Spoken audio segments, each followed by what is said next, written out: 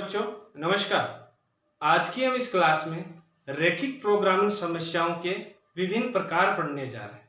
जो बच्चे आज पहली बार मेरी क्लास या वीडियो ले रहे हैं वो बच्चे पहले मेरे YouTube channel Rakesh Sharma maths अड्डा को सब्सक्राइब कीजिए। आप लगातार जुड़ना चाहते हैं मेरे से तो आप बिल्कुल मेरे चैनल को सब्सक्राइब कीजिए। अब बात करते हैं, हमारे पास जो रैखिक प्रोग्रामिंग समस्याएं हैं वह 3 प्रकार की होती है। पहला जो प्रकार होता है वह है उत्पादन संबंधी समस्याएं आएंगी हमारे पास। दूसरा जो प्रकार होगा वह होगा आहार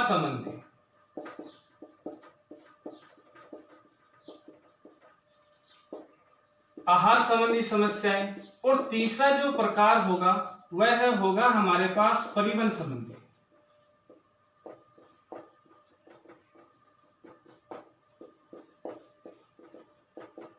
बात करते हैं सबसे पहले उत्पादन संबंधी समस्या में। उत्पादन संबंधी समस्याओं में हम ज्ञात करेंगे कि हमारे पास हम ऐसे कितने नग, कोई भी हमारे पास प्रोडक्ट है उसके हम कितने प्रोडक्शन, उसके कितने नग बनाएं और उस नग बनाने में हमारे पास जनशक्ति कितनी लग रही है, हमारे पास श्रम घंटे कितने लग रहे हैं, हमें कितना उस पर खर्चा आ रहा है। इन सब बातों का ध्यान रखते हुए हमें अधिकतम लाभ कमाना है। तो वो जो प्रकार की समस्याएं होंगी वह सब उत्पादन संबंधी समस्याएं कहलाएंगी। उसके बाद में है आहार संबंधी समस्या।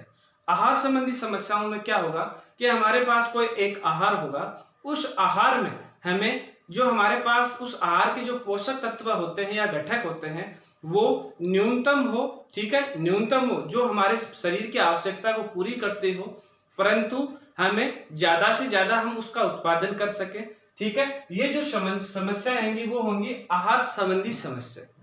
उसके बाद में है परिवहन संबंधी। परिवहन संबंधी समस्याओं में हमारे पास रहेगा कि हम, यदि मेरे पास एक जो प्रोडक्शन हाउस है या मैं कहूं कि मेरे पास कंपनी है, फैक्ट्री है, वहां से दूसरी जो जगह है उस जगह है, यदि उस प्रोडक्ट को मैं ट्रांसपोर्ट करता हूं तो उनपे मेरे पास न्यूनतम खर्चा किस प्रकार से आए और न्यूनतम व्यय पर मैं उन प्रोडक्शनों को किस प्रकार से ट्रांसपोर्ट करूं ताकि मेरे पास उसमें ट्रांसपोर्ट जो व्यय है वो कम से कम है। ये जो प्रकार की समस्याएं होंगी वह सब परिवहन संबंधी समस्याएं कहलाएंगी। अब बात आती है चैप्टर नंबर, हमारे पास एक्सरसाइज है जो 15.2 को हम आज हल कर रहे हैं, ठीक है, क्योंकि 15.1 को हम हल कर चुके हैं। 15.2 एक्सरसाइज 15.2 में हमारे पास ये इन तीनों समस्याओं के हमारे पास क्वेश्चन होंगे और उनको हम आलेखीय विधि से या ग्राफीय विधि से हम उनको हल करेंगे। अब कहानी आती है कि हमारे पास जो पहला क्वेश्चन है वह है क्या। ये जो भी प्रकार के क्वेश्चन होंगे वह जैसे एक्सरसाइज 15.2 में है, ये जो भी प्रकार के क्वेश्चन होंगे वह सब थ्योरेटिकल क्वेश्चन होंगे। तो थ्योरेटिकल मतलब हमें लैंग्वेज रूप में क्वेश्चन दिए गए, उनको हमें पहले मैथमेटिकली रूप में कन्वर्ट करना होगा और उसके बाद में हम उसको हल करेंगे, ग्राफीय विधि से हल करने की कोशिश करेंगे। तो देखो एज एग्जांपल में पहला क्वेश्चन आपको समझाने की कोशिश कर रहा हूं, एकदम फेयरली तरीका जो हम किस प्रकार से उस क्वेश्चन को हल करते हैं। तो देखो हमारे पास है एक्सरसाइज नंबर 15.2 का पहला क्वेश्चन जो उत्पादन संबंधी क्वेश्चन है, ठीक है। तो पहला क्वेश्चन, पहले क्वेश्चन में देखें आहार संबंधी है। जो दूसरा टाइप है वह है एक आहार वैज्ञानिक दो प्रकार के भोज्य इस प्रकार से मिलाना चाहता है। एक हमें कहा गया एक आहार वैज्ञानिक है, एक फूड इंस्पेक्टर है, ठीक, एक फूड साइंटिस्ट है, वो क्या करते हैं दो प्रकार के भोज्यों को इस प्रकार से जो फूड है उनको ऐसे मिक्सराइजेशन करना चाहते हैं कि प्राप्त मिश्रण में विटामिन ए की जो हमारे पास वो जो मिक्सर प्राप्त होता है उस मिक्सर में विटामिन जो ए है उसकी कम से कम 8 इकाई मौजूद हो। उसके बाद में और उसमें विटामिन सी की भी कम से कम 10 इकाई मौजूद हो। जो हमारे पास मिक्सर प्राप्त होगा उस मिक्सर में विटामिन ए की 8 इकाई मौजूद होनी चाहिए और विटामिन सी की जो है वह 10 इकाई मौजूद होनी चाहिए। भोज्य ए, अब देखो दो प्रकार के भोज्य बना रहा है, तो भोज्य फर्स्ट की हम बात करते हैं। तो भोज्य फर्स्ट में विटामिन ए है वह 2 इकाई प्रति किलो, मतलब 1 किलो यदि हमारे पास भोज्य है तो उसमें 2 इकाई विटामिन ए की है। और उसी भोज्य फर्स्ट मतलब पहले जो फूड है उसमें विटामिन सी है, वह 1 इकाई प्रति किलोग्राम है। मतलब हमारे पास हम कह सकते हैं कि 1 किग्रा पे हमारे पास विटामिन सी की 1 इकाई मात्रा है। अब उसके बाद में कहा गया है, जबकि भोज्य सेकंड जो फूड सेकंड हमने और बनाया है उसमें विटामिन ए की जो मात्रा है वह 1 इकाई प्रति किग्रा है और विटामिन सी की जो मात्रा है वो 2 इकाई प्रति किग्रा है। भोज्य फर्स्ट व सेकंड को प्रति किलोग्राम खरीदने की जो लागत है उसको भोज्य फर्स्ट और सेकंड को प्रति किलोग्राम मतलब 1 केजी के पैसे वो खरीदने की जो लागत है वह है 5 रुपया और 7 रुपया है। इस प्रकार के मिश्रण को निम्नतम लागत ज्ञात कीजिए। हमें कहा गया कि इस प्रकार के जो मिश्रण है जो हम मिक्सर बना रहे हैं उन मिक्सरों की जो लागत आ रही है वो पहले जो प्रकार के भोज्य उसकी 5 रुपए आ रही है, दूसरे जो भोज्य है उसकी हमारे पास प्रति किग्रा 7 रुपए आ रही है। हमें इस प्रकार से इन भोज्यों को इस प्रकार से बनाना है ताकि हमारी जो लागत है वह न्यूनतम हो। और उसके बाद में कहा गया है समस्या का गणितीय स्वरूपण करते हुए हल कीजिए। तो सबसे पहले मैं मान लेता हूं, क्या मान लेता हूं, क्वेश्चन नंबर 10 माना कि भोज्य फर्स्ट की मात्रा x किग्रा या x केजी व भोज्य सेकंड की मात्रा y केजी। अब हम इसकी जो क्वेश्चन दिया गया है उस क्वेश्चन से हम एक टेबल की संरचना बनाते हैं ताकि उस क्वेश्चन को हल करने में या जो हमारे पास उद्देश्य है उस उद्देश्य को ज्ञात करने में हमें आसानी हो। तो हम उसके एक टेबल का निर्माण करते हैं। इस प्रकार से हमारे पास एक टेबल निर्माण करते हैं। ठीक है, सबसे पहले यहां हम लेते हैं विटामिन ए। दूसरा जो एक भोज्य है उसमें हमारे पास पहले इधर भोज्य लेते हैं, भोज्य फर्स्ट। दूसरा हमारे पास है भोज्य सेकंड मतलब सेकंड फूड। अब हम बात करते हैं, यहां हम विटामिन की बात करते हैं तो विटामिन ए और इधर हम देखते हैं विटामिन बी। फिर हम उसके बाद में बात करते हैं, यहां से टेबल को आगे की तरफ बढ़ाते हैं। यहां से हम देखेंगे तो यहां हमारे पास सबसे पहले हम बात करते हैं मात्रा की। तो मात्रा मैंने मानी, क्या मानी, यहां से x केजी मानी और भोज्य सेकंड की मैंने y केजी मानी। उसके बाद में हमें कहा गया है लागत। लागत क्या आ रही है, भोज्य फर्स्ट की जो लागत है वो 5 रुपया है और भोज्य सेकंड की जो लागत है वह 7 रुपये। अब कहानी आ रही है कि भोज्य फर्स्ट में विटामिन ए की जो मात्रा है वह हमारे पास यहां से दी गई है 2 इकाई प्रति किग्रा और विटामिन जो सी की मात्रा है वह 1 इकाई दी गई है। उसके बाद में यदि मैं बात करूं तो भोज्य सेकंड में हमारे पास विटामिन ए की मात्रा दे रखी है 1 इकाई प्रति किग्रा और विटामिन सी की मात्रा दे रखी है 2 इकाई प्रति किग्रा। अब इस क्वेश्चन के सबसे पहली लाइन में हम बात करते हैं। बात क्या है, एक आहार वैज्ञानिक 2 प्रकार के भोज्यों को इस प्रकार से मिलाना चाहती है कि प्राप्त मिश्रण में विटामिन ए की कम से कम 8 इकाई। जो भी हमारे पास भोजन प्राप्त होता है, मिश्रण प्राप्त होता है, उस मिश्रण में विटामिन ए की कम से कम 8 इकाई होनी चाहिए। इसका मतलब हुआ कि ये जो विटामिन ए है इन दोनों को यदि मैं मिक्सर करता हूं तो इनकी जो मात्रा आ रही है विटामिन ए की वह मात्रा है वह कम से कम 8 होनी चाहिए। ज्यादा कितनी भी हो सकती है क्योंकि कम से कम हमारे पास कितनी होनी चाहिए, 8। इसका मतलब मैं ऐसा लिख सकता हूं ग्रेटर देन इक्वल क्या होना चाहिए, 8। ये जो मात्रा आएगी वह मात्रा ग्रेटर देन इक्वल क्या होना चाहिए, 8। इन दोनों की जो मात्रा मिक्सर जो प्राप्त होता है वह मात्रा 8 या 8 से बड़ी होनी चाहिए। उसके बाद में विटामिन जो सी है उसकी हम बात करते हैं। उसके लिए कहा गया है कि विटामिन सी की कम से कम 10 इकाई विद्यमान, कम से कम 10 तो हो, ज्यादा कितनी भी हो सकती है। इसके लिए यहां हम लिख सकते हैं इज ग्रेटर देन इक्वल क्या हो गया, 10। ये ग्रेटर देन इक्वल क्या बन गया, 10 बन गया, क्योंकि कम से कम 10 मात्रा होनी चाहिए। इससे ज्यादा कितनी भी हो सकती है वो हम नहीं कह रहे, ठीक है। तो ये बात हुई। अब देखो यहां से हमारे पास हमें उद्देश्य फलन व्यवरोध वो ज्ञात करने की हम कोशिश करते हैं।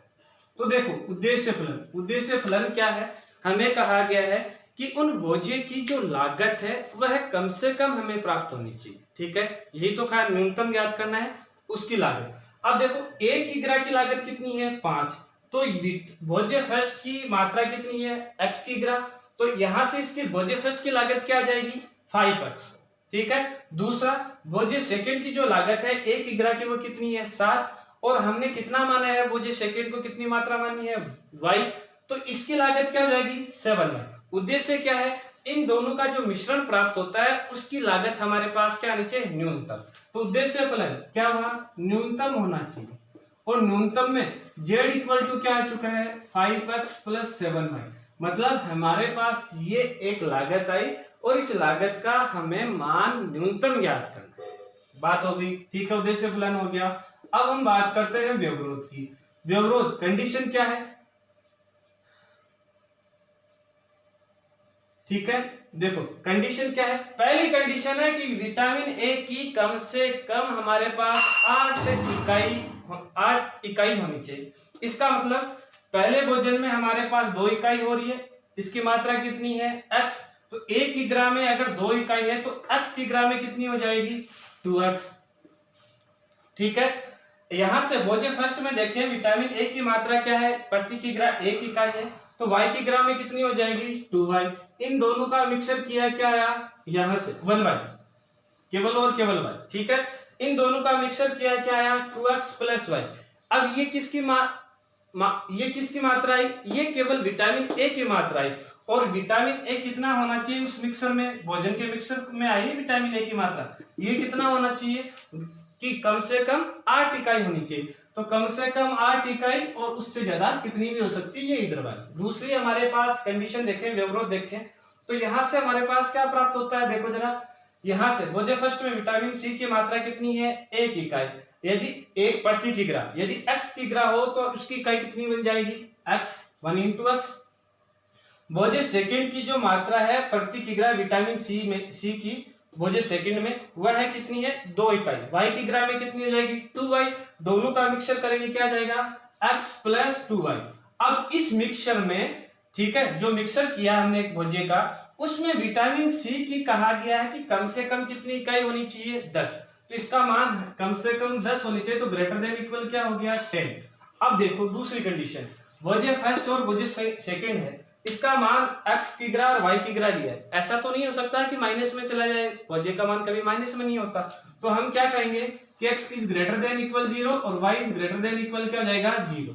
तो ये हमारे पास उद्देश्य फलन है और ये हमारे पास व्यवरोध आ चुके हैं, वही जो हमारे पास 15.1 जो एक्सरसाइज में हमने क्वेश्चन जैसे हल किए थे उसी प्रकार से हम अब इनको हल कर लेते हैं। कैसे, वही हम कहेंगे कि चूंकि सबसे पहले असमीका क्या है, हम कहेंगे कि असमीका 2x plus y greater than 8 को समीका रूप में लिखने पर, यदि हम समीका रूप में लिखते हैं तो समीका रूप में लिखने पर हमारे पास यहां से क्या आता है, देखो जरा बच्चों, यहां से हमारे पास आया 2x प्लस y इक्वल आ चुका है 8। अब इसके हम टेबल का निर्माण करते हैं जो हमने सेकंड वीडियो और थर्ड वीडियो में हमने सीखा था लीनियर प्रोग्रामिंग के। अब देखो यहाँ हुआ x, यहाँ हुआ y, x का मान यदि 0 तो y का मान आया 8 और y का मान यदि 0 तो x का मान आ चुका है 4। अब इस असमीका का हल क्षेत्र देखते हैं जो कि हमने पहली क्लास इस लीनियर प्रोग्रामिंग की पहली क्लासेज में देखा था। ठीक है, तो वो देखो क्या आएगा, यहां से मैं कहूंगा कि जब असमीका में x बराबर 0 व y बराबर क्या हो 0 हो, तो यदि असमीका में x का मान 0 और y का मान 0 होता है इसी असमीका में, तो 2 into 0 plus 0 is greater than equal 8 और 0 इज ग्रेटर देन इक्वल 8। क्या ये स्टेटमेंट सत्य है? असत्य है। इसका मतलब इसका हल क्षेत्र किसकी तरफ होगा, मूल बिंदु के विपरीत दिशा में। तो हम कहेंगे कि इसलिए असमीका का हल क्षेत्र मूल बिंदु के विपरीत दिशा में होगा।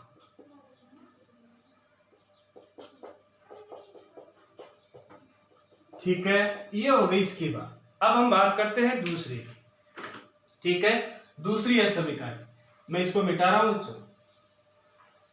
यदि हम दूसरी असमिका की बात करते हैं तो दूसरी असमिका मेरे पास यहां से क्या प्राप्त है, मैं कहूंगा कि चूंकि असमिका कौन सी, second, x plus 2y is greater than equal 10 को समीका रूप में लिखने पर, यदि मैं इसको समीका रूप में लिखता हूं तो समीका रूप में लिखने पर मेरे पास यहां से क्या आएगा, x plus 2y equal to 10। अब मैं क्या करूंगा इसका, बताओ जरा। वही टेबल का निर्माण करते हैं और उसी टेबल का निर्माण करते हैं तो यहां से आएगा x, यहां से वैल्यू y, x का मान 0 तो y की वैल्यू 5, y का मान 0 तो x का मान क्या आ चुका है, 10। अब इसका भी हल क्षेत्र देखते हैं। हम कहेंगे कि जब असमीका में x बराबर 0 व y बराबर 0 हो, यदि x का मान 0 हो और y का मान 0 हो तब हमारे पास आता है 0 plus 2 into 0 is greater than equal 10 और 0 इज ग्रेटर देन इक्वल 10। क्या ये स्टेटमेंट सत्य है? नहीं है। तो हम कहेंगे कि इसलिए असमीका का हल क्षेत्र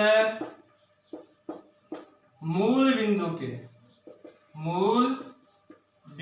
के विपरीत दिशा में होगा।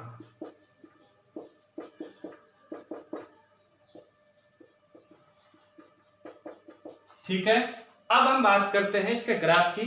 हम इसको ग्राफ को खींचते हैं, इसकी हमें जरूरत रहेगी न्यूनतम उद्देश्य फलन की, इसलिए मैं इसको मिटा नहीं रहा हूं और ये हमें जरूरत नहीं है।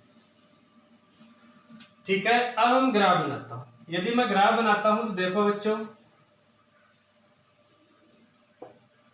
ये मेरे पास है 1 2 3 4 5 6 7 8 9 और 10। उसके बाद में 1 2 3 4 5 6 7 8 9 10 11। ये हुआ वाई एक्स, ये हमारे पास है मूल बिंदु और ये हमारे पास है एक्स एक्स और ये 11। सबसे पहले हम उस टेबल से देखते हैं। x का मान 0 तो y का मान आ रहा है हमारे पास, ये पॉइंट आया। x का मान 4 और y का मान 0, हमारे पास ये पॉइंट आया। इन दोनों को मिलाते हुए हम एक रेखा खींचते हैं तो वह रेखा इस प्रकार से आती है। इसका हल क्षेत्र किसकी ओर है, मूल बिंदु के विपरीत दिशा में। तो ये हो गया मूल बिंदु के विपरीत दिशा। ठीक है, अब हम दूसरे की ओर देखते हैं टेबल में और उसका आलेख खींचते हैं।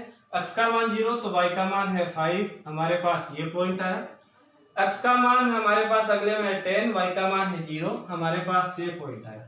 इनको मिलाते हैं हम रेखा खींचते हैं तो हमारे पास ये रेखा है। इसका भी हल क्षेत्र देखें तो वह कहाँ है, मूल बिंदु के विपरीत दिशा। तो मूल बिंदु के विपरीत दिशा में है। अब इन दोनों समीकरणों का सुसंगत उभयनिष्ठ हल क्षेत्र देखते हैं और वह हम केवल और केवल प्रथम चतुर्थांश में देखेंगे। तो मैं थोड़ा सा डार्क एरिया करता हूं और मैं यहां से देख रहा हूं कि इसका हमारे पास सुसंगत हल क्षेत्र कौन सा है, ये है। अब यदि हमारे पास मैं ये देखूं कि ये सुसंगत हल क्षेत्र परिबद्ध है या अपरिबद्ध है, तो पहली कहानी आती है कि ये सुसंगत क्षेत्र अपरिबद्ध है। अपरिबद्ध है तो हम इसका अधिकतमीकरण या इसका अधिकतम मान ज्ञात नहीं कर सकते। ठीक है, तो हम इसका अधिकतमीकरण नहीं कर सकते। पूछा गया है, न्यूनतम पूछा गया, तो न्यूनतम हम ज्ञात कर सकते हैं। और न्यूनतम यदि हमें ज्ञात करना है, ठीक है, न्यूनतम यदि हमें ज्ञात करना है तो हम इसको किस प्रकार से ज्ञात करते हैं। तो इसको सबसे पहले कोणीय बिंदु ज्ञात करते हैं इस क्षेत्र में। एक तो कोणीय बिंदु ये आया जो 10 और 0 से रिप्रेजेंट कर रहे हैं, एक बिंदु बी आया और ये होगा 2 और 4। ठीक है, ग्राफ में आप जैसे बनाओगे आपके पास ये पॉइंट आ जाएगा।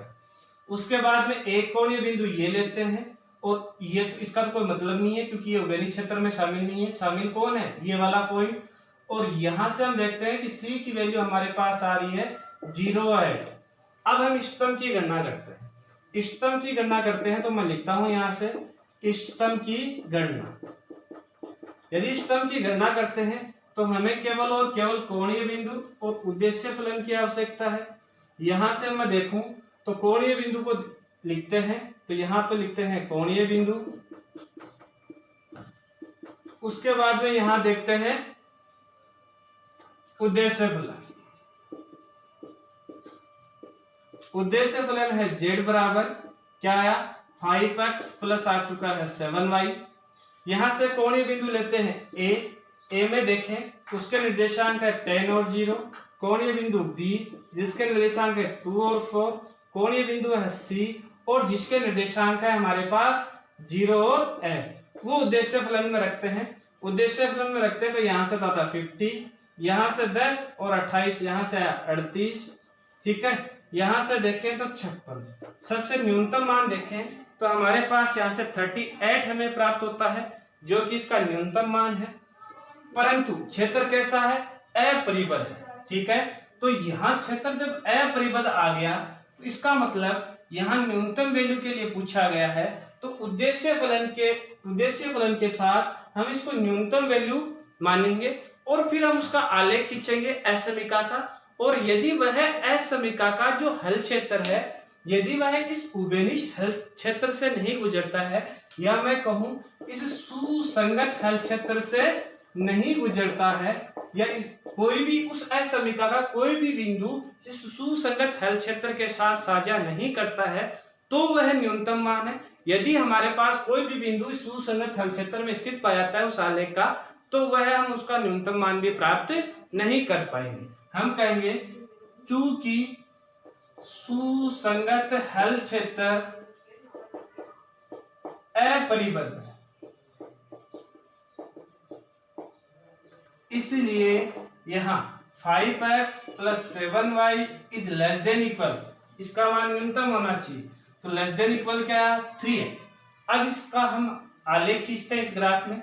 यदि मैं यहाँ से टेबल बनाता हूँ तो टेबल बनाते हैं तो हमारे पास आता है यहाँ से x और y, और यहाँ से हमारे पास x का मान 0 तो y का मान है 38/7, y का मान 0 तो x का मान हमारे पास आता है यहाँ से 38/5। कहाँ का आया पहला 0 38/7, 7 5 35, 5 से थोड़ा से ऊपर यहाँ ये पॉइंट आ जाएगा 38 या दूसरा पॉइंट देखें तो 38/5 और 0, तो ये पॉइंट आता है 7 से आगे की तरफ। यहाँ यदि इन दोनों बिंदुओं को मिलाते हुए मैं रेखा खींचता हूं तो ये आलेख हमारे पास इस प्रकार से प्राप्त होता है। हो गया आलेख प्राप्त, क्योंकि इस बिंदु से गुजरेगी 38 मान आ रहा है, तो ये आलेख। अब इसका हल क्षेत्र देखते हैं तो 0 मैं कहूंगा कि चूंकि असमीका का जब असमीका में x बराबर 0 व y बराबर 0 हो, तो यदि x बराबर 0 y बराबर 0 हो तो 5 इंटू 0 प्लस 7 इंटू 0 और लेस देन 38 और 0 इज लेस देन 38, क्या ये कथन सत्य है? सत्य है।